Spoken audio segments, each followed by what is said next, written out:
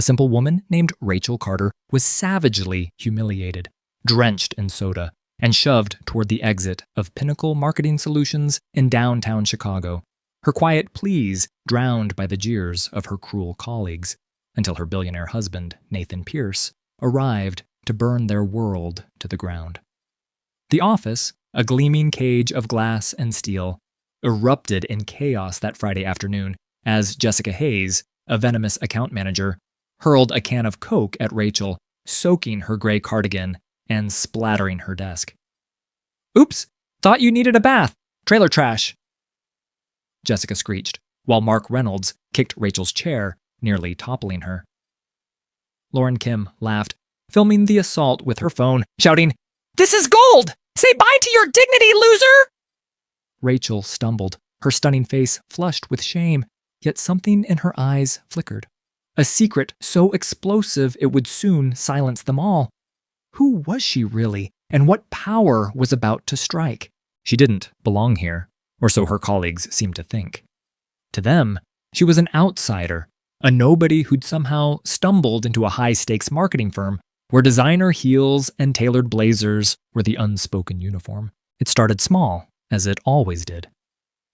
Jessica Hayes, a sharp-tongued account manager with a penchant for Gucci handbags, leaned over Rachel's desk during the morning meeting and smirked. "Nice sweater, Rach. Did you borrow it from your grandma's closet?" A few snickers rippled through the room. Rachel's cheeks flushed, but she forced a small smile and kept her eyes on her notepad. She didn't bother explaining that the cardigan was comfortable, practical, or that she didn't care for flashy clothes. She just wanted to do her job, data analysis, her quiet corner of expertise, and go home. But Jessica wasn't done. By noon, she'd rallied her clique: Mark Reynolds, a cocky sales rep with a gelled-up haircut, and Lauren Kim, a junior designer who lived for Instagram clout. The three of them hovered near Rachel's desk, pretending to discuss a client pitch while tossing barbs her way. "Hey, Rachel," Mark called out, loud enough for half the floor to hear. "Did you take the bus again today? I swear I saw someone who looked just like you begging for change outside." Lauren giggled, snapping a quick photo of Rachel's worn-out tote bag and muttering, #thrift store chic. Rachel's fingers paused over her keyboard. She could feel the heat creeping up her neck, but she bit her lip and stayed silent. She wasn't here to fight. She loved her work, crunching numbers, finding patterns, making sense of chaos.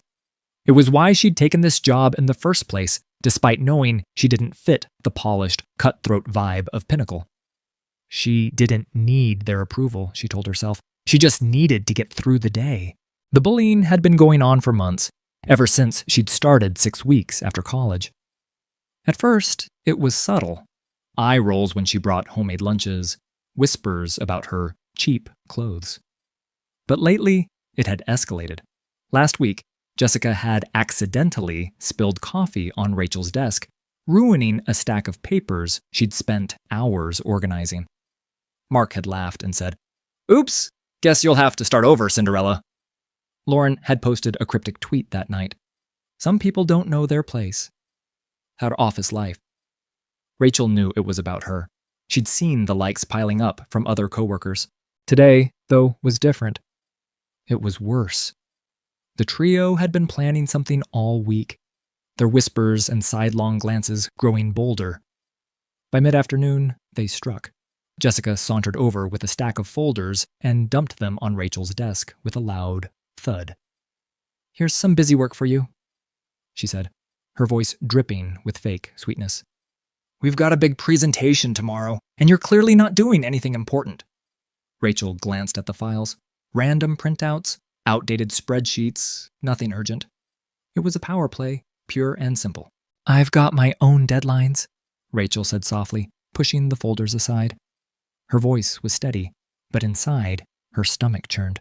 She hated confrontation, hated the way they twisted her words. Jessica's eyes narrowed. "Oh, come on, don't act like you're too good for it. We all know you're just here to fill a seat. What's your deal anyway? No friends, no style, no backbone. Did you even go to college, or did they just feel sorry for you?" Mark chimed in. leaning against a nearby cubicle. "Yeah, seriously, Rachel. You're like the office charity case. Bet you live in some dingy basement with 5 roommates." The laughter spread, a few other heads popping up from their desks to watch the show. Rachel's hands trembled slightly, but she clasped them together under her desk. She wouldn't give them the satisfaction of seeing her crack. Lauren pulled out her phone again, this time recording a quick video. "Say hi to my followers, Rachel. They're dying to know what it's like to work with someone who shops at the dollar store."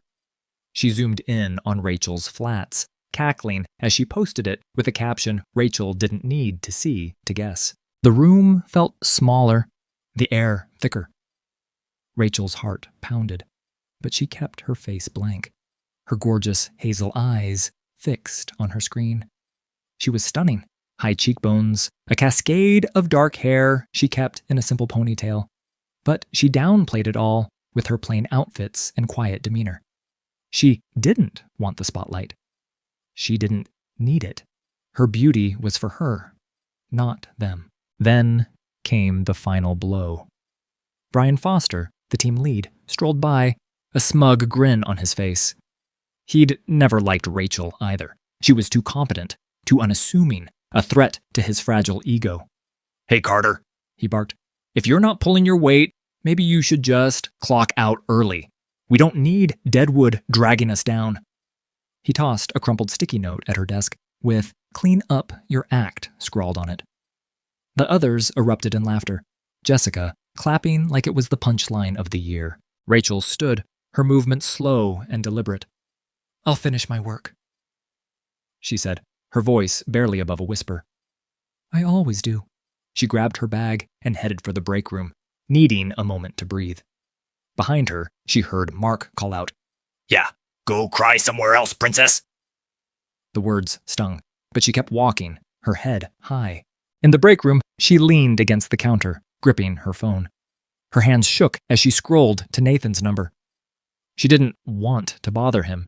He was always busy, running Pierce Enterprises, a sprawling conglomerate that dominated everything from tech to real estate. Nathan Pierce was a name everyone in Chicago knew. A self-made billionaire, chairman of the board at Pinnacle's parent company, and one of the most powerful men in the Midwest. But to Rachel, he was just Nate, her husband of 3 years, the man who'd proposed to her in a quiet park with a ring he'd designed himself. She'd never told anyone at work about him, not out of shame, but humility. She wanted to earn her place, not ride his coattails.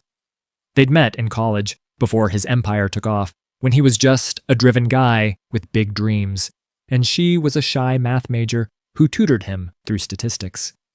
Their wedding had been small, private, attended only by family and a few friends. She still wore her maiden name at work to keep things simple. Nathan respected her choice, even if he sometimes teased her about being too stubborn for her own good. Now, though, she needed him. Not for revenge, but for strength. She dialed his number, her thumb hesitating over the call button. He picked up instantly. "Rach? You okay?" His voice was deep, warm, a lifeline in the storm. "Not really," she admitted, her throat tight. "It's been a bad day. They're awful, Nate. I don't know how much more I can take." "Where are you?" he asked, his tone shifting to something harder, protective. "At the office. Pinnacle. I'm 10 minutes away. Don't move." He hung up before she could protest. Rachel returned to her desk, bracing herself for more taunts. Jessica was waiting, arms crossed. "Back already?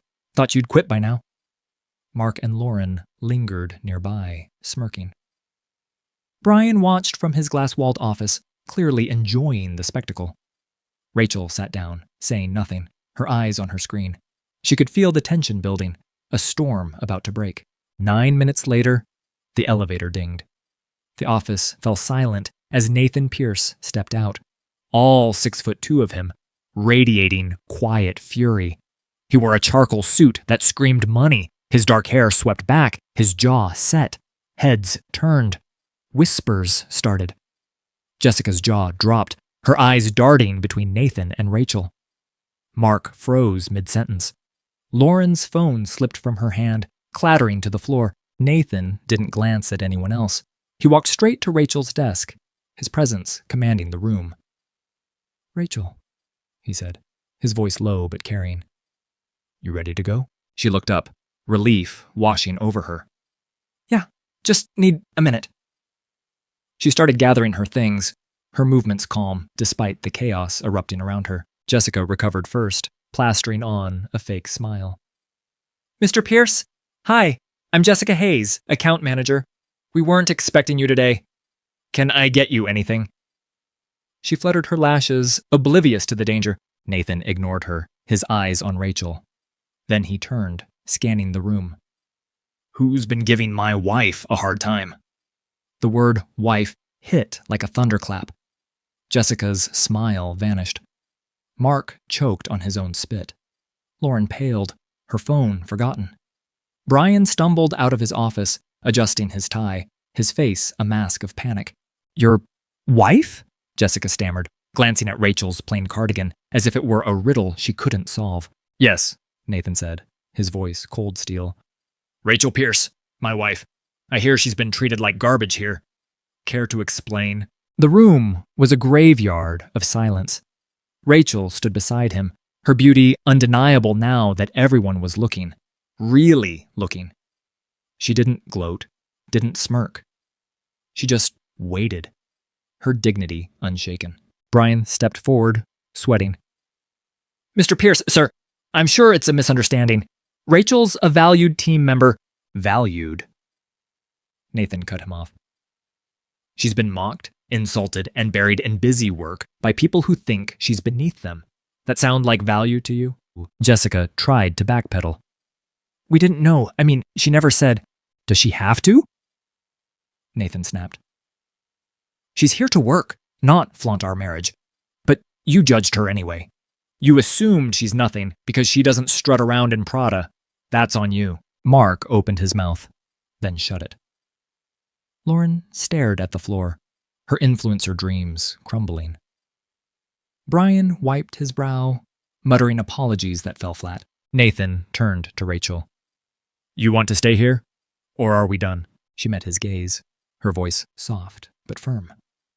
"I'm done." "Good." He faced the room again. "Here's what's happening. Jessica Hayes, Mark Reynolds, Lauren Kim, Brian Foster. You're fired. Effective immediately. Security's on their way up to escort you out. And don't bother applying anywhere else in this city. My name carries weight, and I'll make sure every HR department knows exactly why you're out of a job." Jessica gasped, clutching her desk. "You can't do that!" "I own the board that owns this company," Nathan said, his tone final. "I can do whatever I damn well please." Brian tried to plead. "Sir, I've been here 5 years. Fades. And you let this happen under your watch," Nathan shot back. "You're done." Jessica's face twisted into a snarl as she lunged toward Rachel's desk, slamming her hands down so hard the coffee mug rattled. "You think you're better than us now, huh? Hiding behind your rich husband like a coward? We all knew you were a fraud, showing up in those ratty clothes, pretending to work hard while we carried this place." Her voice rose to a shriek, spit flying as she ranted. "I bet you laughed behind our backs every time we made fun of your pathetic little life." Mark joined in, his eyes wild with desperation. "Yeah, she's a snake. Probably slept her way into that marriage." The accusations hung in the air, vicious and unhinged, as the office watched in horror. Rachel stood still, her beauty stark against their ugliness, but the sting of their lies cut deeper than ever. Nathan stepped forward, his presence a wall of unshakable calm, and raised a single hand to silence the room. "Enough. You don't get to rewrite the story because you're scared. My wife didn't need to prove anything to you. She's brilliant, kind, and worth more than every soul in this building combined. You mocked her for months, thinking she was weak. But look at her now, standing tall while you crumble." He turned to Rachel, his voice softening with pride. "You don't have to say a word, love. They're done." Rachel met his gaze, her hazel eyes gleaming, and gave a small, unshaken nod. The guards moved in like shadows, dragging the screaming quartet away, as Nathan's words echoed. "You'll never work again? Not here? Not anywhere? That's the price of crossing her?" The elevator dinged again, and 2 security guards stepped out, their faces blank. Jessica started crying. Mark cursed under his breath. Lauren scrambled to grab her things, and Brian just stood there, defeated. The rest of the office watched in stunned silence as the 4 were marched out, their careers in ashes. Nathan took Rachel's hand, his touch gentle, despite the storm he'd unleashed. "Let's go home," he said.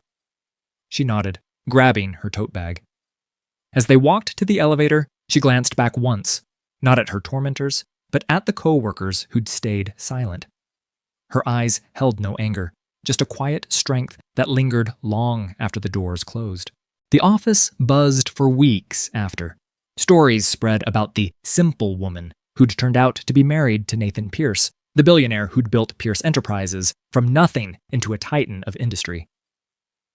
Jessica tried to salvage her reputation with a teary LinkedIn post, but no one bought it. Mark bounced between dead-end gigs, his swagger gone. Lauren deleted her social media, her followers abandoning her. Brian disappeared from the industry entirely, a ghost of his former self. Rachel didn't return to Pinnacle. She didn't need to. She started freelancing, using her skills to help small businesses grow, all while staying true to her unassuming roots. Nathan stood by her, proud of the woman who'd never let the world change her. One Friday evening, as they sat on their penthouse balcony overlooking the Chicago skyline, Rachel leaned against him, her cardigan swapped for a cozy sweater. "You didn't have to destroy them," she said, her voice soft. "They destroyed themselves," Nathan replied, kissing her forehead. "I just made sure they felt it." She smiled, her hazel eyes catching the city lights. She'd faced the worst of people and come out stronger.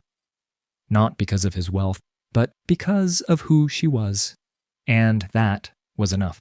Hey, if you enjoyed this story, hit that like button, share it with your friends, drop a comment below, and subscribe to our YouTube channel for more tales of justice and heart. Thanks for listening.